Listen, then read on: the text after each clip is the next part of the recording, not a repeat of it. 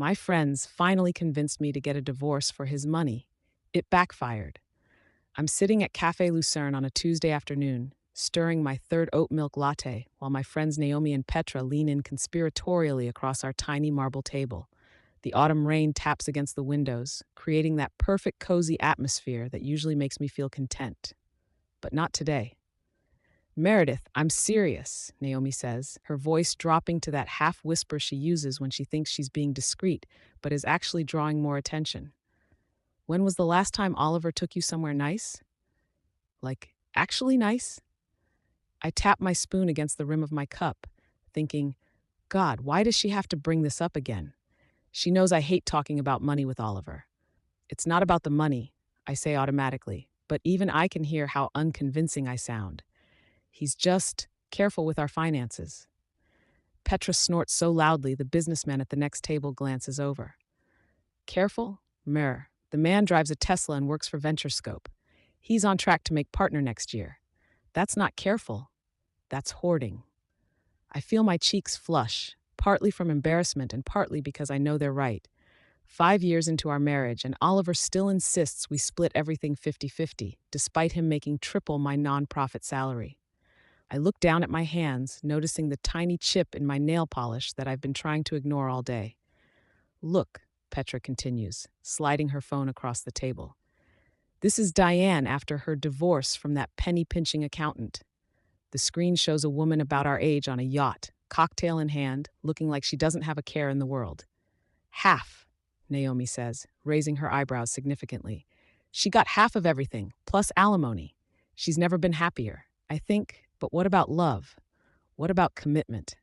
But another part of me, the part that's tired of checking price tags while Oliver talks about his investment portfolio, whispers, what about you? We took vows, I say weakly, but I'm already scrolling through Diane's Instagram feed, each photo more luxurious than the last. Vows, Petra repeats with a dramatic eye roll. Did you vow to live like you're still in your broke 20s while he builds his empire? Did that make the final draft? I bite my lip, remembering the argument Oliver and I had last night about the heating bill. The way he'd scrutinized every line item like we were on the verge of bankruptcy, not sitting on a small fortune in stocks and bonds. You deserve better, Mur, Naomi says, reaching across to squeeze my hand. And legally, you're entitled to better. That's all we're saying. As I walk home through Meadowbrook Park, the paths slick with rain, I replay their words in my head. I think, am I really considering this? Am I actually thinking about divorcing Oliver for money? But with each step, the idea feels less outrageous and more like self-preservation. By the time I reach our townhouse, the one Oliver insisted was sensible, despite being able to afford something twice the size, I've almost convinced myself that what I'm contemplating isn't greed, it's justice. I'm standing in our walk-in closet on Saturday morning, running my fingers along Oliver's suits, the custom-tailored ones he wears to impress clients, while I shop the sales rack at Nordstrom Rack. The house is quiet. Oliver's at his weekly golf game with the other VentureScope executives. I pull open his dresser drawer, the one where he keeps his watches and cufflinks. The Rolex gleams up at me, a present to himself for landing the Axiom account last year. Next to it sits the sapphire earrings I'd hinted at for our anniversary. He'd given me a fitness tracker instead, saying it was practical. I slam the drawer shut, thinking 5 years of practical. 5 years of budgets and spreadsheets and maybe next year for the things I want. My phone buzzes. It's Petra. Girls' night still on?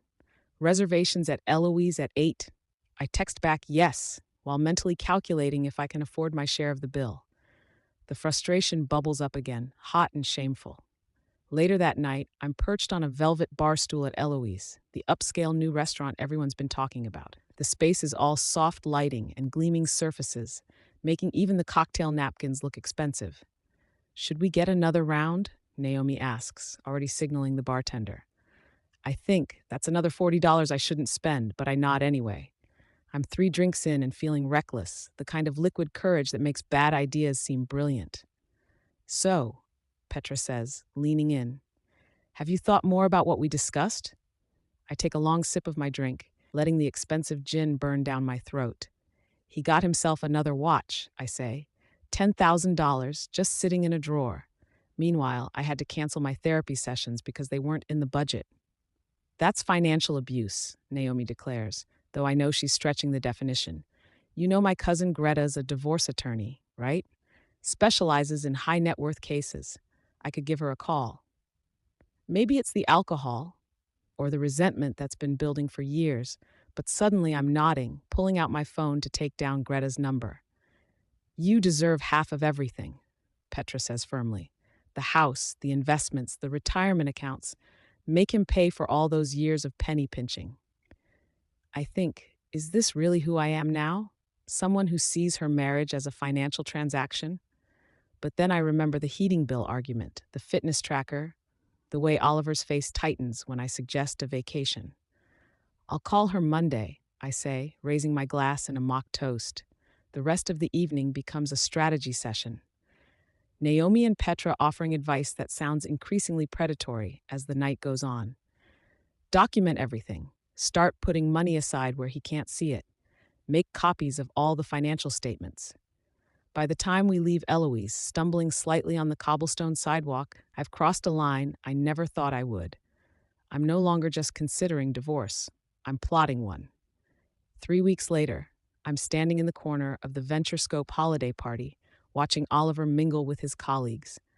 The event is being held at the Monarch, one of those industrial chic venues with exposed brick and hanging Edison bulbs that probably cost more than my monthly salary. I'm on my second glass of champagne, my black dress, the one splurge I allowed myself for tonight, drawing appreciative glances from across the room. Not from Oliver, though. He'd barely looked at me when we arrived, too busy checking his phone for updates on some deal he's working on. I think this is the perfect setting.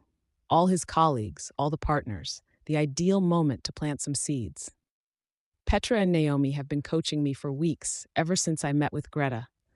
Create a narrative, Greta had advised. Make him look controlling, unreasonable. It helps in court. I spot Maxwell Winters, the managing partner, heading toward the bar. Oliver respects Maxwell more than anyone, frequently mentioning how he hopes to follow his career trajectory. I drain my champagne and follow. Mrs. Chen, Maxwell greets me warmly. Wonderful to see you again. Oliver's been an absolute machine on the Datasphere merger. I smile, thinking, now or never. That's my Oliver. All work, no play. You know, he's so dedicated that he actually put me on an allowance. I laugh like I'm joking, but the implication is clear. Maxwell's smile falters slightly. An allowance? That sounds unusual. I lean in, lowering my voice. Oh, it's how he likes to control things. The money, where I go, who I see. You know how it is with these brilliant minds. They need to manage everything. I see confusion cross Maxwell's face, followed by something like concern. Perfect. I'm sure Oliver only wants what's best, he says diplomatically. Of course, I reply, touching his arm. It's just difficult sometimes that I'm feeling like a child asking for permission to buy groceries when he's out there making millions for the firm. Maxwell excuses himself shortly after, and I watch him approach Oliver across the room. They speak briefly, Oliver's expression shifting from pride to confusion. I float through the rest of the party, dropping similar hints to other partners and colleagues. To some, I mention how Oliver keeps track of every penny I spend. To others, I joke about having to beg for vacation days, little seeds carefully planted. By the time we're in the Uber heading home, Oliver is uncharacteristically quiet. I gaze out the window at the city lights, thinking, Phase 1 complete. What did you say to Maxwell? He finally asks, his voice tight. I blink innocently. We just chatted about the party. Why? He asked me if everything was okay at home, specifically with our finances. How strange, I say, looking back out the window to hide my smile. Maybe he's concerned about everyone with the economy being what it is. Oliver doesn't respond, but I can feel the tension radiating from him. For once, I don't feel guilty about causing it. I'm in our kitchen 2 days after the holiday party, aggressively chopping vegetables for a dinner Oliver probably won't appreciate. My phone buzzes with a text from Naomi. How's Operation Freedom going? I snort. That's what they've been calling it, like we're planning a military extraction rather than the dissolution of my marriage. I'm about to reply when I hear the front door open. Oliver enters the kitchen, setting his briefcase on the counter with more force than necessary. His tie is loosened, his expression tense. "We need to talk," he says. I think, this is it. He's figured out what I'm doing. But instead of letting panic take over, I channel my inner Greta. Create situations where he appears unreasonable. "Can it wait? I'm making dinner," I say, deliberately turning my back on him. "No, it can't wait." He pulls out his phone, pulling up an email. "I just got this from HR. They want me to meet with the company's financial advisor about personal financial wellness. Apparently, there are concerns about my approach to domestic finances." I feign surprise, though my heart is racing. That's weird. Why would they care about our finances? "That's exactly what I'm wondering," he says, studying my face carefully. "Especially since these concerns only emerged after the holiday party, after you had private conversations with several partners." I chop a carrot with particular violence. "Are you accusing me of something?" "I'm asking what you've been telling people about our marriage." I set down the knife, turning to face him fully. "The truth, Oliver, that I'm tired of being treated like an employee rather than a wife, that I'm sick of having to justify every purchase while you buy whatever you want." His face reddens. "That's not fair, and you know it. We agreed on our budget together." "No, you decided on the budget, and I went along with it because I didn't realize I had a choice." The words come out louder than I intended, but now that I've started, I can't seem to stop. "Do you have any idea what it's like to watch your husband spend thousands on watches and golf clubs while telling you therapy is too expensive?" "I've never denied you anything essential," he says, his voice getting louder to match mine. "Essential? Is that how you measure our life together? By what's essential?" I laugh bitterly. "You make over $500,000 a year, Oliver. We live like we're struggling graduate students. So that's what this is about? You want me to spend more money on you? I want to be treated like an equal partner, not a financial burden." The argument escalates, both of us saying things we can't take back. I bring up the years of careful budgeting, the vacations we never took, the dinners out I had to justify. He counters with accusations of materialism, of comparing our life to those of my friends. "Maybe Naomi and Petra should pay your bills, since you seem to prefer their lifestyle advice to mine," he says coldly. I think, this is perfect. Exactly the kind of fight Greta said would help establish a pattern of control. But even as I'm calculating how to use this argument in divorce proceedings, something painful twists in my chest. "Maybe I should just leave," I say, testing the waters. "See how you like managing everything without me." I expect him to backpedal, to apologize, or at least look concerned. Instead, he says quietly, "Maybe you should." The silence that follows is deafening. I'm sitting in Greta's office 2 weeks later, surrounded by dark wood paneling and law books that seem designed to intimidate. The preliminary paperwork for the divorce is spread out before me, awaiting my signature. "Once you sign these," Greta says, "we'll file for the temporary orders. Given Oliver's income and the length of your marriage, I'm confident we can secure significant spousal support while we negotiate the final settlement." I stare at the papers, pen hovering above the signature line. I think, this is what I wanted, right? Financial freedom. Half of everything. But something stops me from signing. "Can I have a moment?" I ask. Greta nods, stepping out of the office, leaving me alone with the documents that will end my marriage. I pull out my phone, scrolling through photos from happier times. Oliver and me on our honeymoon in Thailand before his big promotion. The silly Christmas card pictures we took with ridiculous sweaters. The day we moved into our townhouse, both of us covered in paint and laughing. Had I really been so unhappy? Or had I let Naomi and Petra convince me that I deserved more? More money, more luxury, more things? My phone buzzes with a notification. It's an email from Oliver with the subject line, "Before you decide." With trembling fingers, I open it to find a single document attached, our joint bank statement. Confused, I download the attachment. It shows regular transfers, large ones, to an account I don't recognize. Transfers dating back years from our joint account, all authorized by Oliver. Below the statement, Oliver has written, "I wanted this to be a surprise for our 6th anniversary. I guess that's not happening now." I stare at the screen, my mind racing.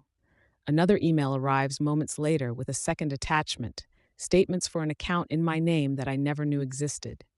The balance makes me gasp aloud. A final email follows. I've been setting aside money for years. For us, for our future family. For the dream house you always talked about building in Vermont. I wanted to have enough saved so you could quit your job if you wanted to. Start that nonprofit you're always talking about.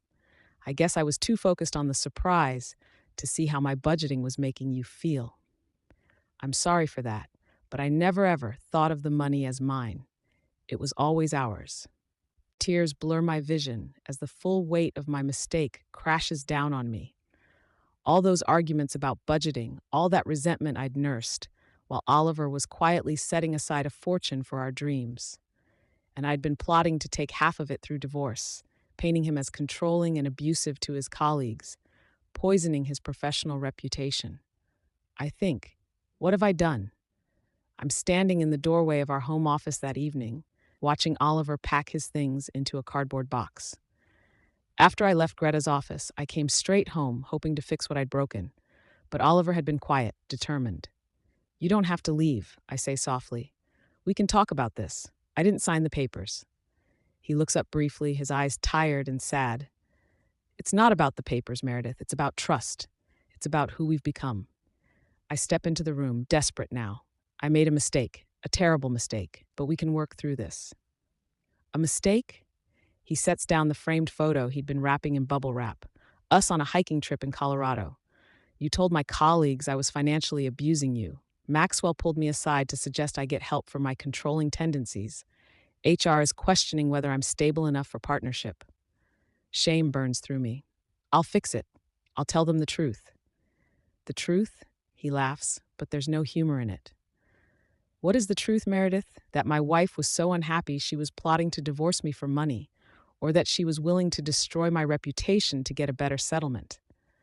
I flinch at the accuracy of his assessment. The truth is that I got caught up in something ugly. Naomi and Petra made it seem like... Don't, he interrupts. Don't blame your friends for choices you made. You're the one who sat in meeting after meeting with a divorce attorney. You're the one who told Maxwell I put you on an allowance.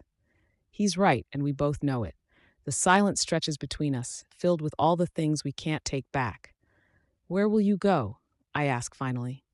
Brendan offered me his guest house for a while, he says, referring to a colleague I've met a few times. I need space to think. I think, this can't be happening. This isn't how it was supposed to go. But even as I'm panicking, I recognize the irony. I'd planned to leave him, and now he's leaving me. What about the money? The account you set up for me? The look he gives me is so full of hurt that I immediately regret asking. It's yours, he says quietly. It was always meant to be yours. I set it up that way legally. I don't want the money. I want our marriage. You should have thought of that before you started planning its destruction. He closes the box, sealing it with packing tape. As he lifts it, I notice the watch he's wearing. Not the Rolex, but the simple Timex I gave him when we first started dating. I loved our life, Meredith, he says, pausing at the door. The budgeting, the planning, the building something together. I thought we were on the same page. I thought we were partners. As he walks out, I sink to the floor of the office, surrounded by the gaps where his things used to be. I'm sitting alone in Café Lucerne 6 months later, at the same table where Naomi and Petra first planted the idea that would destroy my marriage. The cafe is busier than usual, filled with couples and friends enjoying the spring sunshine that streams through the windows. I sip my coffee, just regular drip now, not the expensive lattes I used to justify as small luxuries, and watch a young couple at the next table. They're discussing a vacation they're saving for, heads bent together over a budget spreadsheet. The woman laughs at something the man says, reaching across to squeeze his hand. I think, that was us once, before I decided it wasn't enough. My phone buzzes with a text from Petra. Drinks tonight? New place on Westlake. Very exclusive. I don't respond. I haven't seen much of Petra or Naomi since everything fell apart. Initially, they'd been supportive in their way, suggesting lawyers who could really take Oliver to the cleaners even after I told them about the secret account. He was still controlling you, Naomi had insisted. Saving money without telling you? That's another form of financial abuse. But I couldn't buy into that narrative anymore. Not when I knew the truth, that Oliver had been planning for our dreams while I'd been plotting our demise. The divorce was finalized last month, uncomplicated as these things go. Oliver didn't fight me on anything, didn't try to reclaim the money he'd set aside for me. His lawyer simply stated that he wanted a clean break, no further contact. I kept the townhouse but sold it almost immediately. It felt too big, too empty without him. Now I live in a small apartment downtown, closer to my work. The proceeds from the house sale, combined with the account Oliver had set up, mean I'm financially secure. The irony isn't lost on me. My phone buzzes again. This time it's a news alert. VentureScope names 5 new partners. I click on it, my heart racing. There, in the third paragraph, is Oliver's name. I feel a complex mix of emotions: pride, regret, a deep sadness. Despite everything I'd done, despite the rumors I'd started, he'd achieved his goal. Part of me wants to text him congratulations, but I know I've lost that right. Instead, I navigate to his Instagram profile. I don't follow him anymore. He blocked me during the divorce, but his profile is public. The most recent post shows him on a mountain somewhere, arm around a woman I don't recognize. They're both laughing, windswept and happy. The caption reads, "Taking chances and finding joy. Sometimes the unexpected detours lead exactly where you're meant to be." I close the app, feeling something crumble inside me. Not just jealousy, though there's plenty of that, but the final collapse of the narrative I'd constructed, that Oliver would be lost without me, that he'd regret our split as much as I did. As I gather my things to leave the cafe, I notice the young couple again. They've finished their budget discussion and are now simply enjoying each other's company, her head on his shoulder as they share a dessert. I think I had that. I had someone who loved me, who was building a future with me, and I threw it away because I wanted more. Outside, the spring day continues, beautiful and indifferent to my regrets. I start walking toward my apartment, passing shops and restaurants that Oliver and I used to frequent. In the window of a jewelry store, I catch a glimpse of my reflection, still put together on the outside, still wearing the expensive clothes that once seemed so important. But inside, I'm hollowed out by the knowledge that I sacrificed something real for something that, in the end, didn't matter at all. The account Oliver set up for me sits mostly untouched. I can't bring myself to spend the money that was meant for our future together.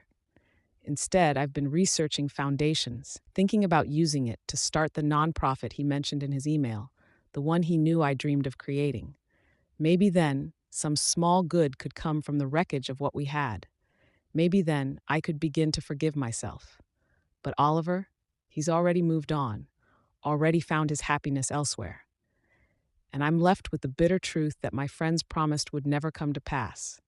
The divorce I sought for his money has left me richer in currency, but bankrupt in every way that truly matters.